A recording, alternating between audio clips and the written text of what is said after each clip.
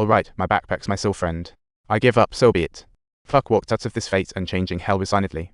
He couldn't help but think, I drove the teacher away again. Impressive. But he didn't know that Shamika had a new discovery. Clark stood in the street feeling downcast, as if the clouds in the sky were mourning with him. He told Sayome his dreams once flew, but now weighed like a rock. Don't fret, even sunlight takes 8 minutes to reach Earth, she said. Give yourself time or try a new way of thinking. Sayome's words were like sunshine breaking through Clark's heart clouds. Sayome's encouragement sparked a fire in Clark's heart, making him realize things weren't completely hopeless. Back in class, Clark pulled a big stunt by placing 20 cartons of milk on the desk, planning to strike a milk deal with the student. If you all sit quietly through the class, I'll drink all this milk. He pulled out a jar and had Leo tap it every 15 seconds. If anyone disrupts class, we restart the clock. Every time there was a tap, Clark would chug a carton of milk.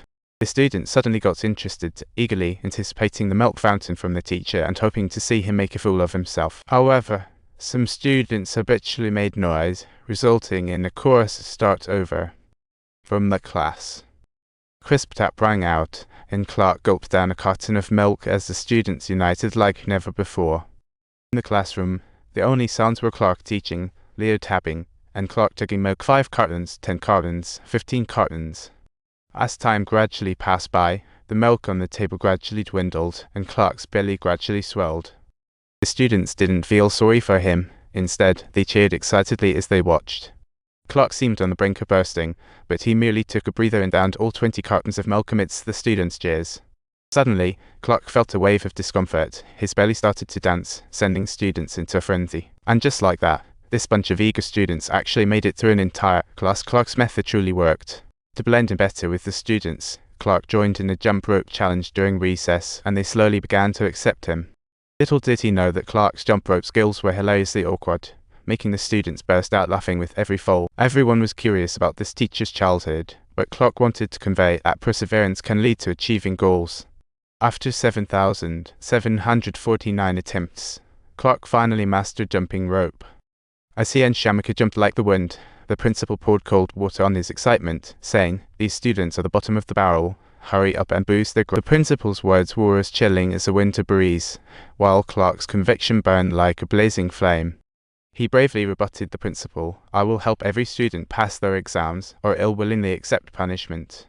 Back in class, Clark got a cake for students, saying, "Some still view you darkly, but I know your hard work. If you don't want to be looked down upon, come light a candle, dispel the darkness with light, and achieve greatness." His words inspired the students, who rushed forward to light the candles on the cake, symbolizing their hopeful change. Flickering candlelight symbolized their resolve to change, believing this unique teacher would lead them to miracles. From then on, the classroom was devoid of its usual clamor, filled only with students' thirst for knowledge. However, the textbook's letters were still too dull, and while trying to solve this, the music from upstairs annoyed him. But this also sparked an idea in him to turn knowledge into something fun with music. So he turned the textbook content into lyrics and transformed into a rap artist.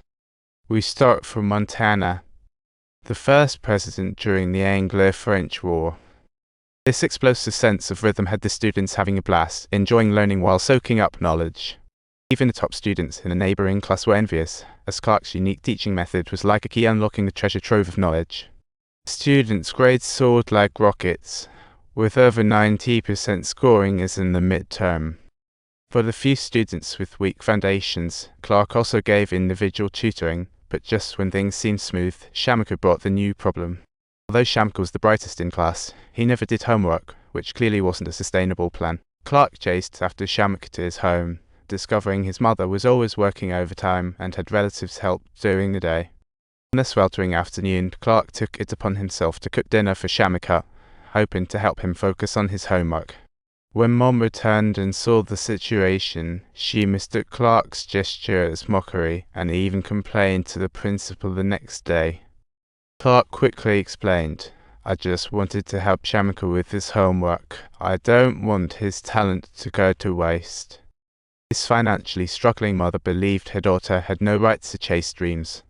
As she prepared to take her daughter home, she warned the principal that if he didn't expel Clark, she would transfer her child to another school. The principal promised to handle it well, And just then Shamika turned around, hugging Clark tightly, afraid of losing the teacher who brought him hope.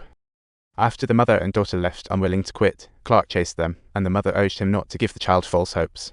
If hard work doesn't lead to success, life will crush you. Don't let him waste his efforts.